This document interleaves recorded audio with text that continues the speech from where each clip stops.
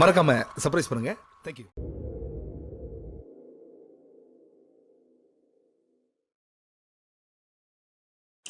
We have now reached the last major section of this DVD, which will be on the dangerous advanced variation. Now, the advanced variation is, of course, classified when white plays the early e5 against the Caro Kann. And the whole idea behind this line for white, in a nutshell, is he simply wants to grab a lot of space in the center. Of course, that pawn at e5 is a wedge, and he'd like to build up his position behind the spatial advantage. Now, it used to be thought, way back, that the advanced variation was not particularly good for white, because black could simply play the move bishop f5, and then e6, and then later on c5, and this would give black a good version of the French defense, which, of course, looks as follows. So, of course, in the French defense, this bishop is notoriously famous for being the bad French bishop, but if it's out here in f5, as in this position, then it's thought that black's position is going to be quite good. However, it turned out that white's spatial advantage is quite significant here, and furthermore, this pawn on c6 is misplaced, as we really want to get it to c5. So this variation, the advanced variation, became quite popular, and it's quite a serious option for us to consider. So, as I already mentioned, the main move is bishop f5. This is the move that is the most popular, and I've also played this move myself. It's actually surprised to see that I play this move quite a bit, because as I will show you, the move that I'm recommending here is c5. But I actually did start off playing the bishop f5 against the advanced variation. And I've actually done quite well in this move. I've managed to beat a number of grandmasters and international masters in this variation.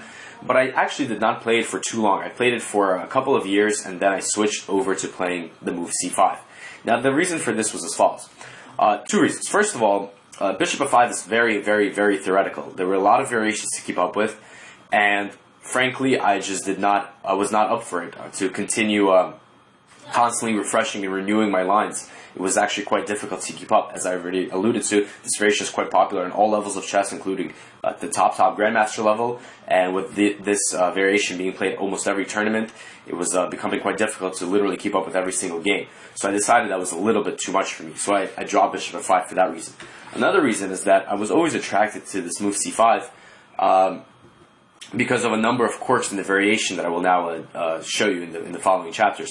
But the idea of this move c5 is it's quite thematic, of course. We know that black wants to play this move c5, so black says, okay, you know what, why not right now? So we're going to divide the material up into 3 chapters. The first chapter, I'm going to be looking at the move pawn takes c5, which is white's, no doubt, most critical option. This is actually grabbing a free pawn. And in this first chapter, I'm going to show you the move that I had always played against this, which is the move e6. And the idea here is, again, I'm going to this French-type structure, but after taking back at c5, hopefully, I'm going to enjoy a pretty good French type of position, because white has needlessly given up control of the center. And this is quite an interesting variation, and some of the lines that I'm going to show you here contain a lot of pitfalls for white. So I was always really drawn to these ideas, and I was able to catch out quite a bit of opponents in these lines. In the next chapter, I'm going to cover a new move, a new move here. Instead of e6, the move knight c6, which I've recently started examining and playing as well, on top of playing the move e6. And this is a move that, of course, keeps this bishop open, and this is a very, very ambitious option, can get quite sharp. And I've managed to find some new interesting ideas here that I'd like to share with you. And this would be another very, very viable line to have in your repertoire. Finally, in the third chapter in the advanced variation, we're going to be looking at the position after e5, c5. And we're going to look at all of white's options besides pawn takes c5. So this is going to be an important chapter no matter what you play after d takes c5. So that includes moves like c4, knight f3, and c3. So with that being said, we're now going to jump into the critical variations of the advanced Caro.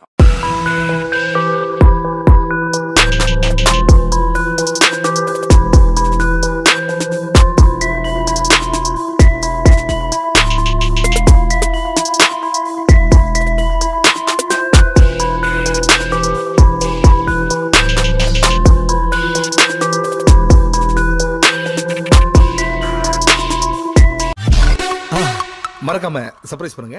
Thank you.